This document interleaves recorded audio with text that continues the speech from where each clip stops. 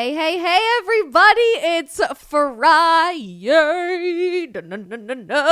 I am psyched for the weekend. My cold is getting better. Thanks for everyone who's preemptively asking in the chat. But mostly I'm just looking forward to unplugging this weekend because I don't know about you. It's been kind of a crazy couple of news weeks. Everything feels negative and doom and gloom. My dad texted me yesterday after the stream and was like, I think you guys need to spend more time talking about positive things on the stream because it's all been so negative lately. And he's not wrong. So that's exactly the energy that we are channeling for today's incredibly surprising, unexpected, and amazing news coming out of the United Kingdom that as of the last couple of days, literally just days ago, the National Health Service, NHS, has put a temporary emergency blockade on the prescription of puberty blockers to kids. This is kind of a shocking development, particularly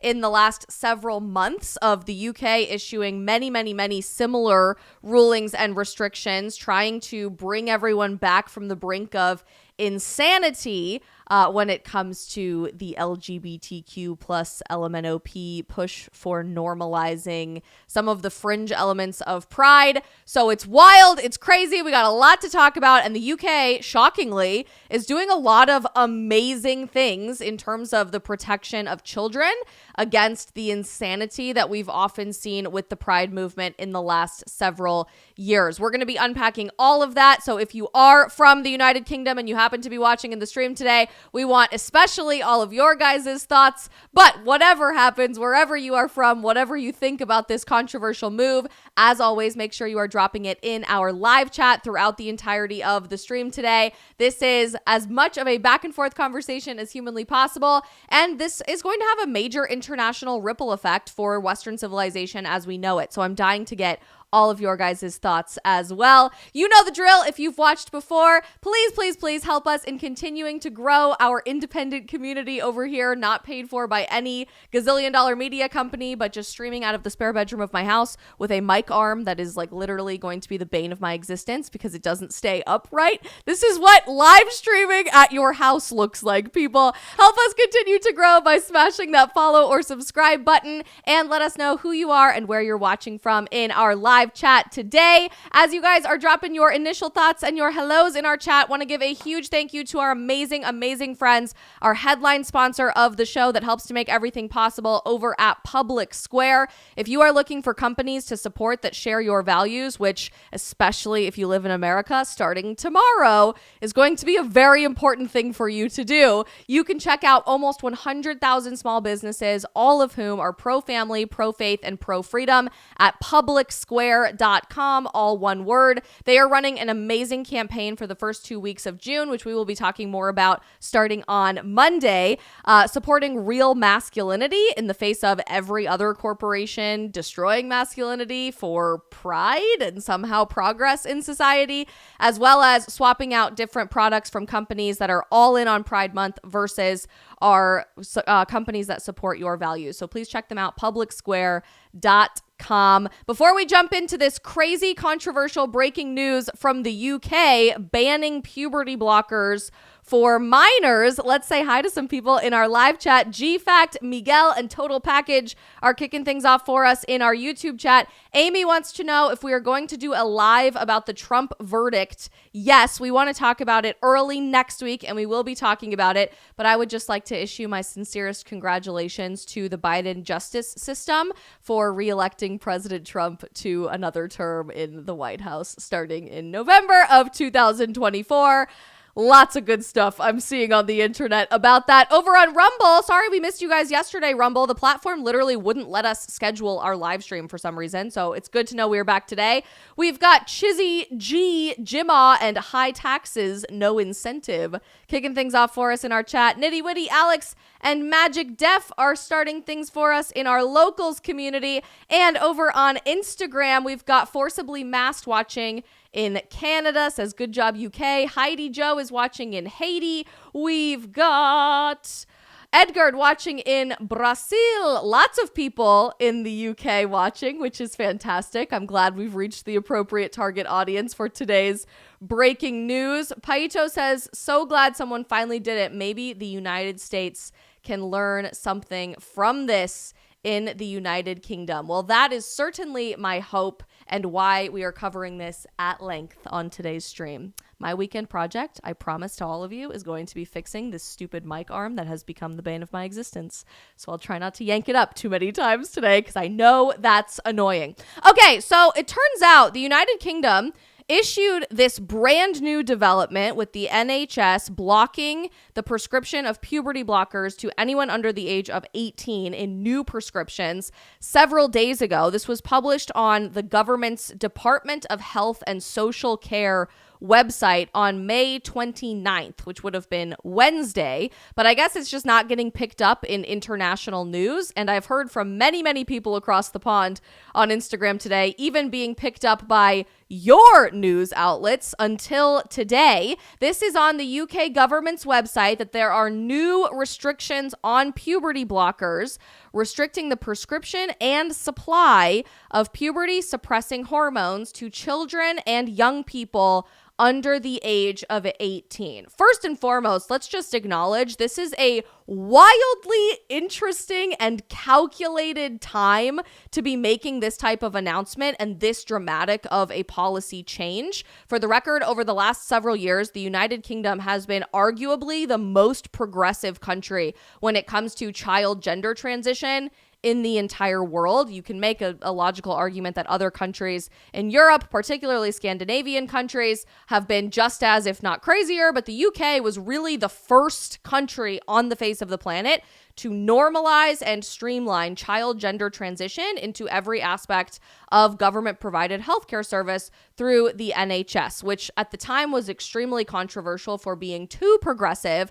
Now, the UK is like yanking everything back from the brink one step at a time. But to make this policy change on May 29th, 2-3 days before the start of Pride Month across all of Western civilization, seems to me to be an incredibly calculated decision. This is not a random coincidence. This isn't just a decision that was made on a whim. This has been very calculated to make an international statement against a constant push to normalize child gender transition for kids and toward the protection of children under law and policy nationwide, at least in the UK. There are some caveats to this new restriction, and so I want us to understand what this means because it's not a sweeping declaration for literally every single person and every single situation of puberty blockers being prescribed, but it is quite all-encompassing. On Wednesday, May 29th, the government, through the Department of Health and Social Care in the UK, introduced new regulations to restrict the prescribing and the supply of puberty-suppressing hormones, known as puberty blockers more colloquially, to children and young people under 18 in England, Wales, and Scotland. They're calling this an emergency ban, which I think is interesting, acting on a sense of urgency that there is a national emergency, so to speak, with the normalization of puberty blockers, which if you're not super familiar with, highly encourage you to do a bit more research on. A lot of people in our chat are asking more about puberty blockers. I wish we had like 8 hours to go into exactly how they work on the stream today, but healthcare practitioners have been basically gaslighting the public into believing these things are completely reversible and they're totally safe and there's no long-term impact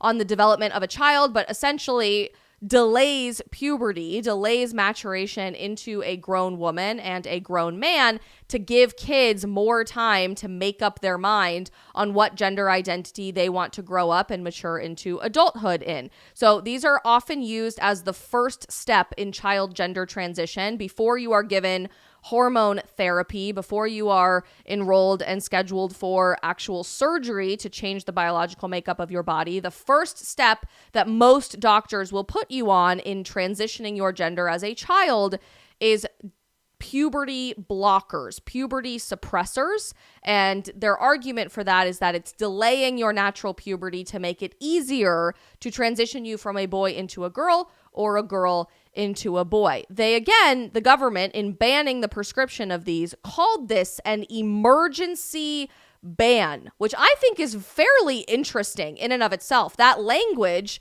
insinuates that there is a sense of urgency and immediate necessity to ban these things. And it's a trial period that's going to last from June 3rd, next Monday, all the way through September 3rd of 2024. So a 3-month emergency trial ban, and it's going to apply to all prescriptions written by UK private prescribers, so outside of government doctors as well, private physicians, and prescribers registered in the European Economic Area or Switzerland. During this period, no new patients under the age of 18 will be prescribed puberty blockers for the purposes of puberty suppression. As we all know, most pharmaceutical drugs have multiple different effects. They can be used for different things. For example, all kinds of drugs. I mean, I'm struggling to come up with an example off the top of my head, but all kinds of drugs are very often used for purposes that they weren't initially intended for, but end up becoming wildly successful for a different impact in the body later on. So they're saying these drugs themselves are not necessarily outlawed. However, if you are prescribing them for the purposes of suppressing puberty naturally occurring in an adolescent, in a child or a teenager, then that is now outlawed in the United Kingdom. Interestingly, the NHS stopped doing this months ago. So this has been an old conversation now from government-provided healthcare. But what this ruling does that's different is that private physicians in the UK operating outside of government-provided healthcare through the NHS are also now no longer allowed to prescribe puberty blockers to children. In addition, the government has also introduced indefinite restrictions, not a 3-month trial period, but indefinite restrictions to the prescribing of these medicines within NHS primary care in England. That in and of itself is huge, monumental, like insane that is happening, because the vast majority of people in the United Kingdom obtain their healthcare through government-provided NHS services. It is very expensive. It is very inaccessible and very difficult to see a private physician and obtain pharmaceutical care, obtain primary care, obtain surgery through private healthcare in the UK. Most people, the vast majority, access everything through the NHS, and the NHS has now said indefinitely, we're done. We're done. We're not prescribing puberty blockers, and we're not doing all of this child gender transition crap anymore. The reason the government cited for making such a dramatic change in policy is really interesting to me. They say this action has been taken to address risks to patient safety, admitting, hey, after we've done a whole lot of research about this, we've come to the conclusion that it's actually not safe the way that we've told everybody that it was safe for the last several years. So sorry we lied to you, world. That's totally on us. But we're admitting now this isn't safe.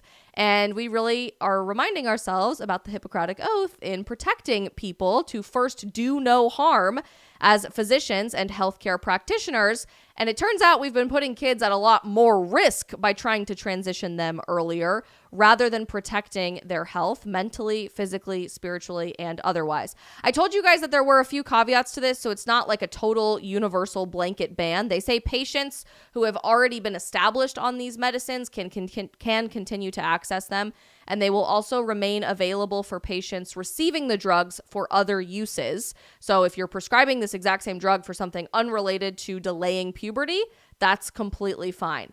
But can we get some W's in the freaking chat for England? Like, shocking. Well, all of the UK, England, Scotland, and Wales. This is shocking information, genuinely, because I don't think anybody could have seen this coming in the last several years with this blanket statement, hey, we really effed up and we're going forward in a new direction. We are actually going to protect kids.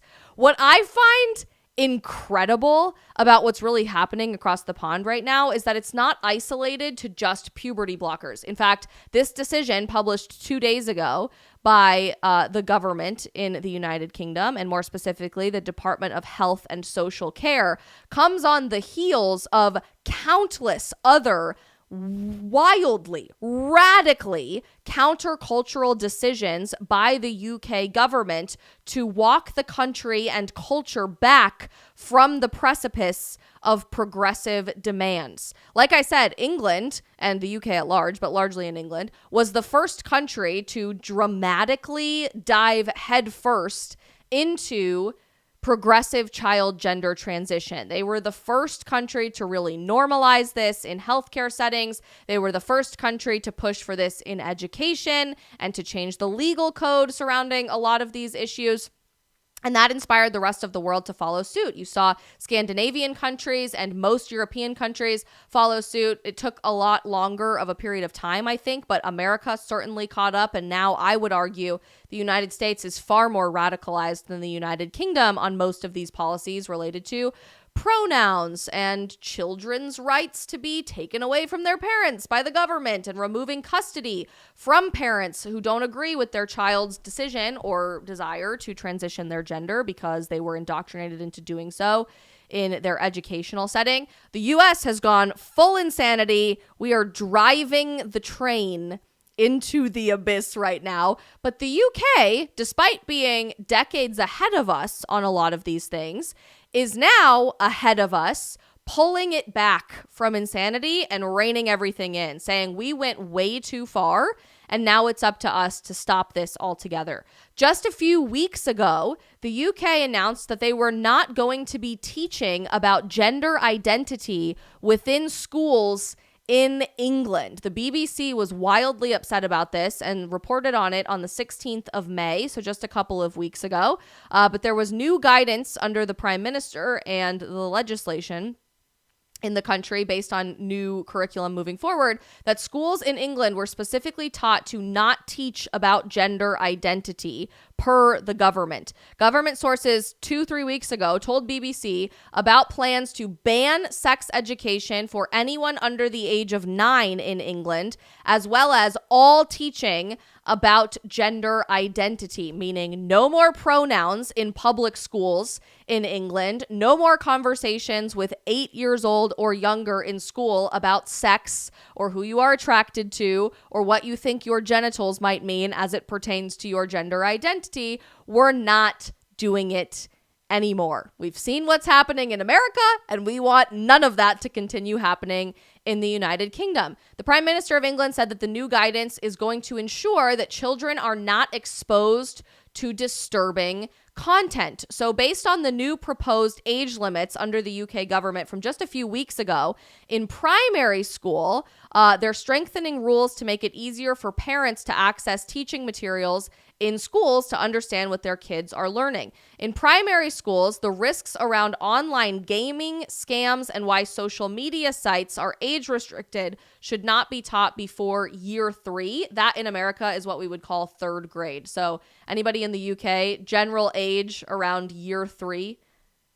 In 3rd grade here, you would probably be 7 or 8 years old, if I'm doing my math correctly. You are not supposed to be teaching kids about puberty and key facts about the menstrual cycle before year 4, 4th grade, so 9, 10 years old. And sex education should never be taught before year 5 in England public schools, in line with what pupils learn about conception and birth as part of the national curriculum for science. In secondary school, which we would probably call middle school in the United States or junior high, issues related to sexual harassment, pornography, sharing intimate photographs without consent on the internet is no longer going to be taught to anyone in England before year 7. You're not supposed to talk about explicit discussions related to rape, sexual assault, and sexual violence before year 9, so 13, 14 years old. But that doesn't mean that parents are prohibited from talking about this stuff with their kids. What this means is that your insane teacher at your leftist school funded by the government is not going to be talking about this with your kids, which I think is a wildly appropriate decision to make. And the new guidance also says that schools should have a policy for teachers to ask about topics restricted to older children. So it's making students speak to their parents before speaking to their teachers when needed about age-restricted material. Yes, like 100% exactly the direction that we're going in. So 2 weeks ago, England says no pronouns, no gender identity in school, no more sex ed for anyone who's under the age of 9. We're not doing that anymore because that's ridiculous. 2 days ago, they announced, we're not prescribing puberty blockers anymore because it turns out it's really not safe for kids. It's horrible for their health. It's horrible for their development. And we just don't have enough evidence to support the scientific reasoning behind all of this. In March, end of March, 2 months ago, so we went 2 days, 2 weeks, 2 months ago in England, they announced that they would be limiting gender transition for kids. And the Associated Press had an absolute field day with this, saying how horribly restrictive this was and how U.S. legislators were watching in horror based on what's happening in the United Kingdom. But 2 months ago, the United Kingdom, specifically in England, moved to restrict gender transitions for young people based on new guidelines. And in particular, they're arguing that we should be restricting hormone therapy and gender surgery, surgical intervention. In other words, no longer is England comfortable with chemically or physically castrating anyone under the age of 18 because they don't really know what they're signing up for when they agree to such a radical, drastic change about their body. This was end of March, 2 months ago. England is limiting the ability of people younger than 16 to begin a medical gender transition. The NHS recently cemented a policy first issued on an interim basis almost a year ago that sets a minimum age at which puberty blockers can be started. Now there is no minimum age. We're just not doing it, but this was 2 months ago. The NHS said there's not enough evidence about the long-term effects of puberty blockers, including sexual, cognitive, or broader developmental outcomes. Starting on April 1st, they stopped prescribing puberty blockers as a routine treatment to children and other young people seeking gender transition, but that didn't include existing patients, and there was a lot more nuance and caveats to that based on the new policy that just came out. Northern Ireland also says it will adopt England's policy. Scotland at the time was weighing it, and now we know, obviously, Scotland followed through. They said no more puberty blockers, but it's not a blanket nationwide restriction, blah, blah, blah, blah, blah.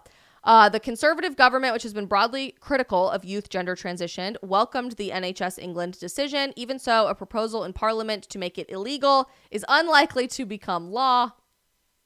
And yet here we are.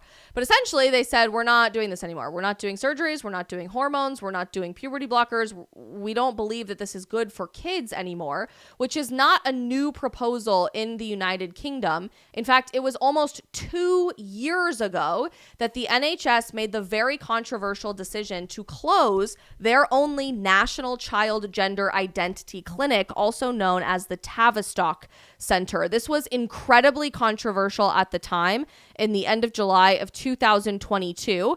But basically, the NHS concluded, based on an independent review, that this facility, the Tavistock Centre, was not good for children, should not be funded by UK taxpayer dollars, and shouldn't be operated by the National Health Service because we were leaving young people at considerable risk, in their words, for poor mental health and distress. And having one clinic completely centered around affirmative care as the only model for treating child gender dysphoria was wrong, was against scientific evidence, and certainly was not supported by enough long-term evidence to indicate continued use for the next generation and the next generation and the next generation. This is mind-boggling. to me that over the past several months and years, we've watched the United Kingdom yank itself back from the brink. And whatever you feel about child gender transition, whatever you feel about the trans ideology in general, if you would consider yourself to be an ally or against the trans movement or whatever, just pause for a moment and think about this. The first country to radically normalize child gender transition, the first country to say that we should be using phrases like chest feeding in hospital settings, which we talked about yesterday. The first country, I think the Tavistock Centre was the first government-operated child gender transition clinic in the world. So forgive me if I'm wrong. Fact check me on that, chat, if I'm wrong. But the first country to open a government-funded child gender transition clinic is also now among the first countries in the world to say, we messed up. We messed up. Oops. This is actually really horrible for kids. This is actually causing more mental health problems. This is actually causing more suicidation among kids struggling with their gender identity. Our taxpayers really hate funding this stuff. And gee, I wonder why. And we're draining all of our healthcare resources to only cause more problems for these patients who we are signing up to be patients and consumers of the pharmaceutical industry for the rest of their life. Interestingly, all around this exact same time, a week ago, there was a new study that came out from the United States NIH, the National Institutes of Health, that found people who underwent gender-affirming surgery had a 12 times higher risk of suicide compared to those who did not. The study said gender-affirming surgery is significantly associated with elevated suicide attempt risk, underlining the necessity for comprehensive post-procedure psychiatric support. Is it possible, maybe, that through the Tavistock Clinic, through the NHS at large, and even through the limited private healthcare in the UK, that's exactly what they were seeing as well? That we weren't helping anybody in the process. We weren't serving the interests of the mental or physical health of these kids, teenagers, adolescents, dramatically struggling with their identity and who they are. Actually, we're seeing it get a whole lot worse. We are causing and selling more depression, more anxiety, more suicide to people who really primarily need our help. So it's up to us to pull everything back from the brink and to save our society from ourselves. This has now taken off into a trend across Europe, okay? So you watched the UK normalize this leaps and bounds before everybody else and say we should be transitioning kids. Now they are walking it back leaps and bounds before most of the world and saying, oops, we really effed up. We shouldn't be doing this.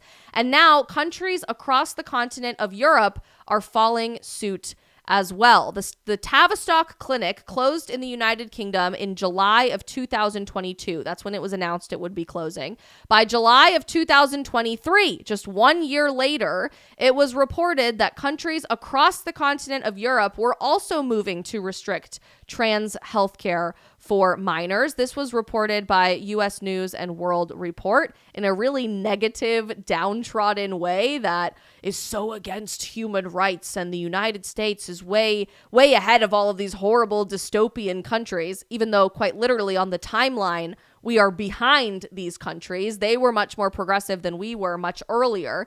They said in the US, conservatives, those evil conservatives, often oppose the concept of youth gender affirming due to religious beliefs and concerns about child abuse. However, in Europe, the reluctance appears to be, ding, ding, ding, more based on science than politics, with some medical professionals questioning the health risks of administering transitional treatments on minors. One 2022 report commissioned by the Swedish government, for example, concluded that the scientific basis is not sufficient to continue to conduct hormone treatments on children without further research. Healthcare should not provide interventions that we do not know to be safe and beneficial, said a physician in Sweden. So while our media blames these horrible backwoods, bigoted religious conservatives for the attack on child gender transition,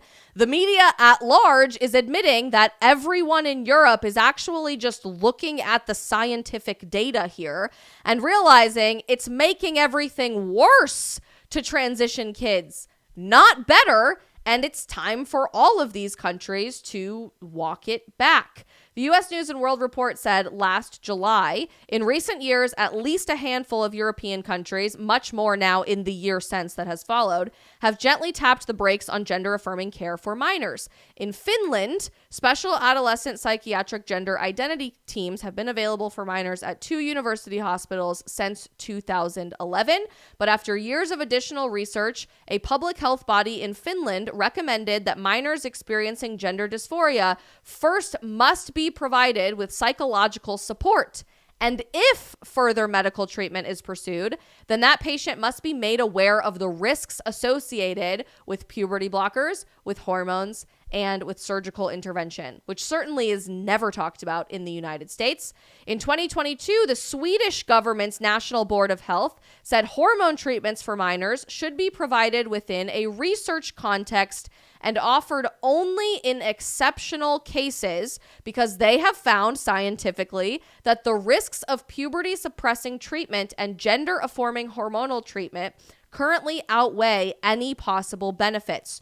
Norway said exactly the same thing. In February of 2022, oh wait, we're going to France. Hang on. In Norway, they recommended in part that gender-affirming care treatments be defined as experimental, not confirmed or proven to be effective. In France, in 2022, the National Academy of Medicine recommended the greatest reserve when considering puberty blockers or hormone treatments due to possible side effects, such as impact on growth, bone weakening, risk of infertility, and others. So you're watching European countries one by one fall like dominoes in their insistence that this is horrible for children. They admit we started it. We were among the first people starting in 2011 to prescribe therapy and all of these things for kids, thinking they might have a different gender than this horribly oppressive one that was assigned to them. But even though we were the first to mess up, we're also going to be the first to walk this back, to say kids deserve better. And it's up to us to save us from ourselves. So chat, what I'm really interested to know your opinion on is whether you think the United States is going to follow suit as well. Because as of right now, our media is portraying everything that's happening in the UK, in Sweden, in Norway, in Finland, in Denmark, in France as oppressive and backwards and going back in time to be regressive against human rights. And yet it seems to me all of these countries walking back their child gender transition are actually far more progressive than we are. They're studying the actual science. They're following actual hard evidence and data, or even citing that there's not enough long-term evidence or data to support continuing to go into insanity. And on the timeline scale, these countries were ahead of us in going more progressive and then the pendulum swinging back. On Instagram, Vaughn says, I believe we will catch up. Ryan says the U.S. will eventually follow, but not quickly because they always lag behind. Sadie says something very interesting, and we're going to come back to it at the end of the stream. Until Trump comes back in office, nothing will change. Interesting. Jen, even our commercial insurance allows access to private care. I think it will be really difficult to control. That's interesting in the UK. That's really interesting. Bornus says, I hope so. The depression rate amongst teenagers in the US is crazy. Also because puberty is about identity crisis, which is not solved by offering someone a spectrum. Chizzy on Rumble, if the U.S. follows suit, it's another giant hit against Biden's campaign. I'm surprised the government isn't doing more to block this information in the U.S. High taxes on Rumble. Yes, the U.S. will follow because conservatives, who make up 99% of the military, hate the United States government and won't join the army anymore if we keep doing this stuff. That's interesting. I don't know how much. I think 99% of our military is still conservative these days, sadly. It's just where we are. Amy V just let us know in our YouTube chat, FYI, the UK doesn't have Zillow. In case you're trying to move there now, their website is called On the Market. That's hilarious. Total Package says, no, the US is going to double down and keep doing this for kids, which is crazy. I am Dre. What goes up must go down. They got their ridiculous push up. Eventually, humanity will push it back down. Further than ever it's been, this seems to happen every 100 or so years. Alex, I think if Trump wins, we might be able to walk it back. Interesting. I think there's a lot to be said about how the election is going to play into this. But as of now, I think what's happening in the US that's so fascinating to me is kind of a dichotomy around the conversation of child gender transition. You're watching half of our politicians, our physicians, our media, our influencers, our celebrities defend child gender transition as scientifically proven, as wonderful for kids, as the only answer to all of the problems going on in our hearts, minds, and souls, of which there are a whole lot in the US today. And the other half of the country, regardless of political affiliation, is saying, hey, this is a huge mistake. And a lot of that is actually coming down to very brave, vulnerable, transparent detransitioners willing to tell their stories. For me, I think there's no more clear evidence of this dichotomy between child gender transition is the only path forward and child gender transition needs to be outlawed than the difference between a voice like Chloe Cole and Jazz Jennings. For those that don't know, Chloe Cole is one of the most incredible young women I've ever had the privilege of meeting. We had Chloe on the stream a couple of months ago, I think it was about 2 months ago exactly, to talk about her experience detransitioning, first being born a girl, transitioning into a boy, and realizing by the time she was 19 years old, I hate this. I am a girl. I was never supposed to do this. Why did no one push back on me? And she now has dedicated her entire life to sharing her experience and trying to prevent other kids from going through the exact same abuse, frankly, that she endured throughout her transition journey.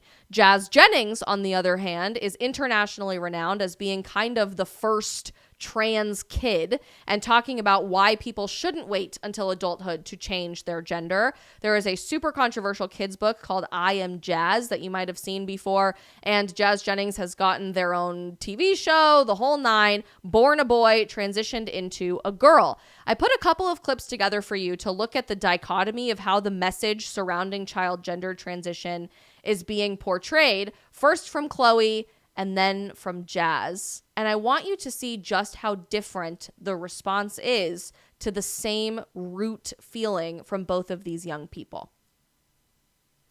And then that brought you ultimately at 15 to your top surgery. That is the general glossy term that the community really likes to use, but really we call it a mastectomy in the medical world with the surgical procedure itself. What did that journey feel like? I've often heard from detransitioners that they kind of mourned the loss of such a big part of their female identity. Was that something you had to deal with? And coming out of transitioning, going back to your womanhood, is that something that you still think about regularly? Yeah, I mean, it was one of the hardest parts of my transition for me to go through, and it still is one of the hardest things for me to reconcile with, because that part of me, I mean, it's not like I can just get a new pair of breasts, right? Yeah. It's likely that I'm still having complications from the procedure. And I mean, chances are I'm not going to have enough tissue to get a reconstruction. And whether or not I do, it's never going to replace the original form or function or sensation that once was there. But that feeling of regret came very, very soon after I underwent the surgery, within like the next month or two. When so the type of incision I got was called a double incision with nipple grafts, meaning that they made 2 incisions into each breast, right? And they took out tissue, leaving some in to leave what they called a more masculine contouring of the chest. Mm-hmm. And they also removed my areolas, and they grafted them into a different position on my chest to, again, simulate a more masculine appearance. And when I woke up initially from the surgery, it was this feeling of, wow, like the hardest part is finally over for me. And now, once I'm fully healed, I'm going to be able to take my shirt off. I can change in the locker room without having this weird thing on. I don't have to wear this binder anymore that's going to pop up from the collar of my shirt and like invite all these questions about what I'm wearing, right? And I'm going to be able to go shirtless swimming. I'm going to be just like any other boy my age, and I'm never going to have to worry about this part of me ever again. But it wasn't true. None of that ever ended up happening because I never fully healed, physically or psychologically. I started to realize in the coming months that I was actually starting to miss my more feminine form, that I wanted to look more like a girl. But I couldn't admit to myself that this was the way that I was feeling. Even as I started growing my hair out, even as I started secretly wearing makeup and my old girl clothes and skirts and such, because I was so deep into my transition. Yeah. I couldn't admit to myself that I was feeling this way. I couldn't admit to myself that I missed having breasts, that I missed dressing very feminine, that I missed wearing makeup, that I missed highlighting my naturally feminine features, because I had been pushed so far into my gender transition that I felt like there was no way to go back. I didn't feel like myself anymore. This still breaks my heart. And if you guys haven't seen this full stream, again, we did it about 2 months ago, I think. Chat, remind me. And it's still up on our YouTube or Rumble, everywhere else. So you can find the whole interview there. We talked for over an hour. And this interview truly was one of the very few that brought actual tears to my eyes in my career as a content creator. But the devastation that Chloe talks about is just so palpable. I couldn't admit that I had gone too far. I didn't think there was any way out, you know. I thought that I was going to look like and sound like a boy forever.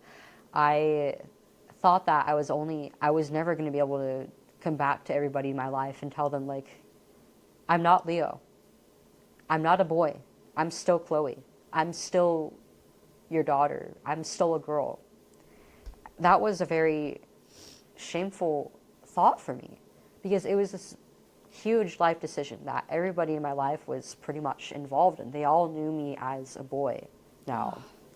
I didn't think I could ever go back. I didn't think I could ever go back. What's so powerful about Chloe's story, and why I'm just in total awe of her transparency, her vulnerability, and her bravery in sharing the nitty-gritty, detailed experiences of top surgery, of how hormones made her feel, and testosterone injections, of all of it, is that it's so raw and so authentic, because you can hear the emotion in her voice. You can hear throughout all of her storytelling, I was so intentionally lied to by this online community that affirmed my new identity, by every guidance counselor at my school, by every doctor that I saw. My parents living in California couldn't even fight back against any of this, or they might lose custody of me and be completely cut off from my life forever. So I was broken because I kept constantly being gaslit that I was going to be happier on the other end of this, that I was going to feel more like myself as Leo than I ever did as Chloe, that I was going to love my body and feel confident at the pool, that I was going to feel more beautiful and more accepting of myself. And yet that day never came. And if you listen to Chloe's whole story, if you go back and watch that whole stream, she talks about being in a psychology class her junior year of high school. She went through her double mastectomy, her top surgery, at 15 years old. She talks about being a junior in high school, so 17, 18, in a psychology class, talking about different forms of human bonding and how breastfeeding, which what we talked about yesterday on the stream, how breastfeeding is a powerful tool to bond between a mother and a baby, that emotionally there is no closer connection between a mom and her child than the experience of breastfeeding, and how she broke down weeping in her class talking about how she would never be able to experience that. That's something that was voluntarily taken away from her because she didn't know any better based on the constant gaslighting from all of the people in her life trying to push her further and further and further into boyhood and away from who she actually is. Compare that feeling. You heard the brokenness there, how miserable you are, despite everybody telling you it's going to be great. You're going to feel so much better. You're going to love who you are on the other end of transitioning. Compare how the world responded to Chloe when she said, I'm not a boy. I'm a girl. How do I walk this back? And she got the support and the acceptance and the love that she needed to do that, to the response here by Jazz Jennings and Jazz's mom. I got to rewind a little bit so you can see the beginning. This is disgusting. I think I could ever go back. Are you feeling like you wanted to start talking about? Are you okay? I'm okay. I'm like I'm gonna cry. But You know I can't get out of my head. I know. Listen.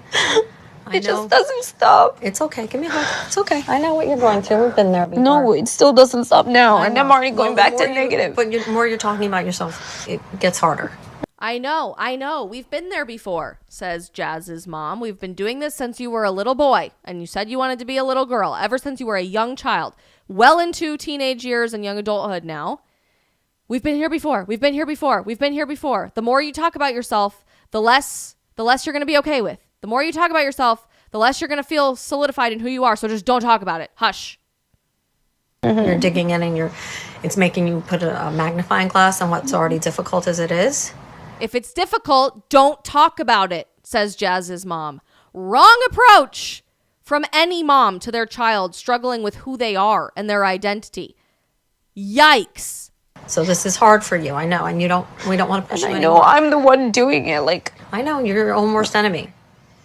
You are your own worst enemy? Seriously? I'm sorry, but if any kid is coming to their mom in their teenage years and saying, I am miserable, I'm heartbroken, I can't do this anymore, and your mom's answer is, you are your own worst enemy, don't talk about it, yikes. I feel kind of all over the place and like my mind is very cluttered and not clear.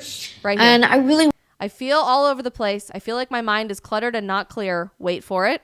want to have that clarity. I really want to understand myself and be able to read my own soul and what I want. And it's just very challenging. And I think I'm kind of breaking down a little bit and spiraling into negativity. I just want to feel like myself. That's Right. it. I don't Like the care. old Jazz? All I want is to be happy and feel like me, and I don't feel like What me is me? ever.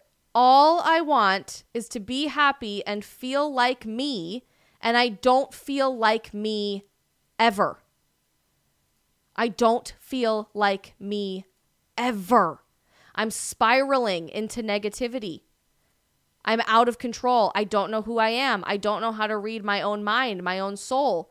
So when Chloe, duped into transitioning as a kid, not knowing what that looks like for the rest of her life, shows up to her parents and says, I can't do this anymore, the response is, you're Chloe. We've always loved you. We are always going to be here for you, and we're going to help you get out of this.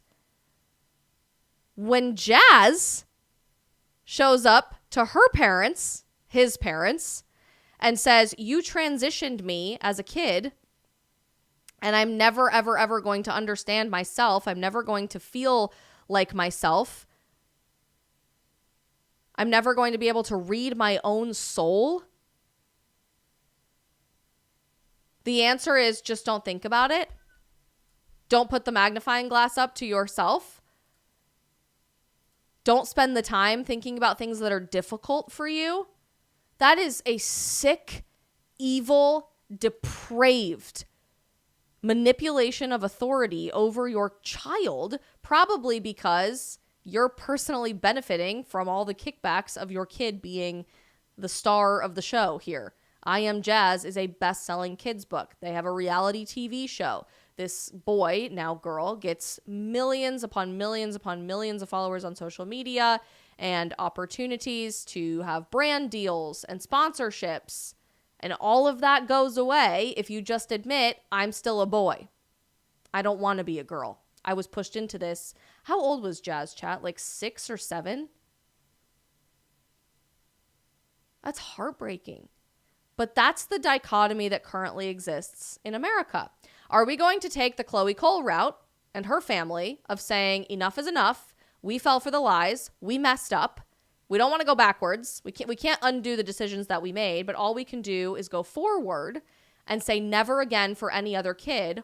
Or are we going to take the time to dig further and further and further into the abyss to the point that we won't be able to get back out? Are we going to be Jazz Jennings' mom 2.0? England, Scotland, Wales, France, Sweden, Finland, Norway have all said enough.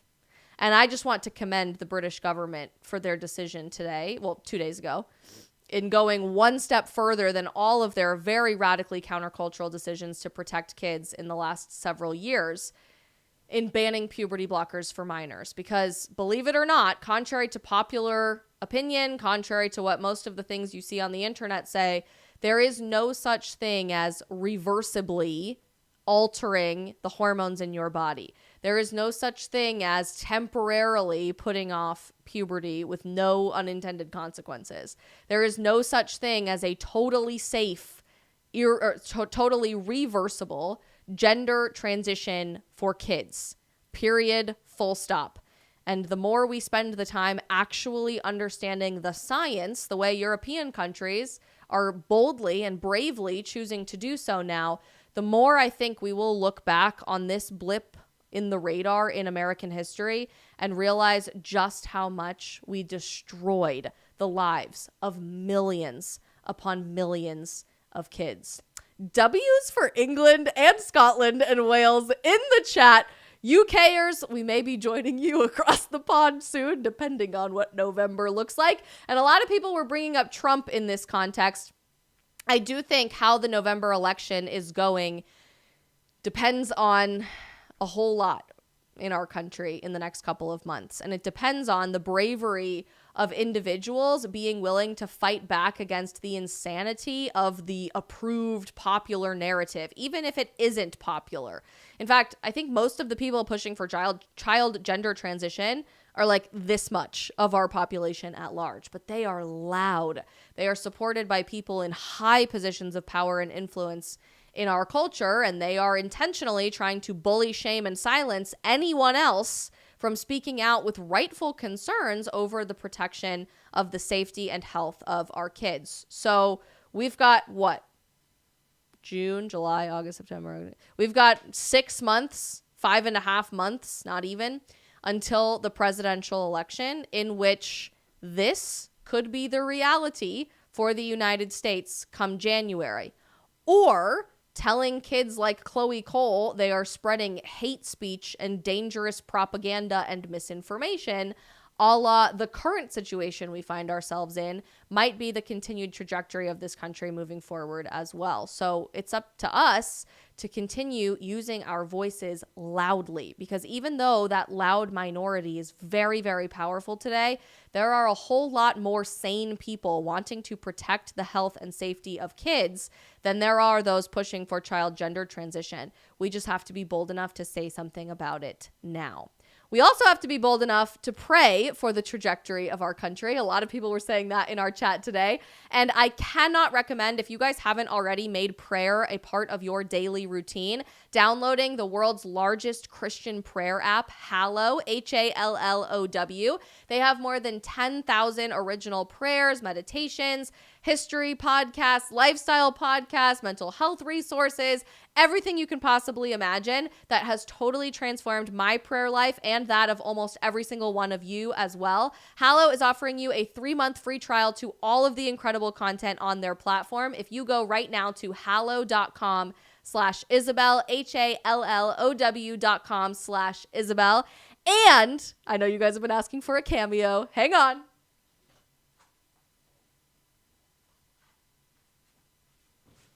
Libby Libby wants me to tell you guys about her favorite company that we are also so happy to be working with on the stream, our friends over at Rough Greens. In case you guys haven't been paying attention, dog food lately is literally horrible for your dog. No nutritional value. It's causing dog diabetes and cancer to skyrocket through the roof. Trust me when I say Rough Greens is the number one thing that you need to be adding to your dog's diet to give them the best nutrition possible. Libby loves Rough Greens so much, and it works just like a protein powder. You take a scoop of it and you add it on top of your dog's existing food full of antioxidants, minerals, vitamins, all kinds of stuff to support your dog's health, their joint health, their bone density. It'll get rid of their bad breath. How well they sleep at night will be impacted by this. All thanks to one incredible product bringing your dog's nutrition back to life. You can get a free Jumpstart trial pack of Rough Greens if you go right now to roughgreens.com, ruffgreens.com. They love you guys in our community here on the stream, and they want every doggy to be happy and healthy as Libbo.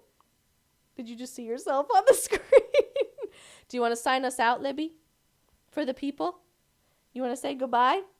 Say, we'll be back for the stream Monday at 3 p.m. Eastern. We love you guys. Have a great weekend, and we'll see you then.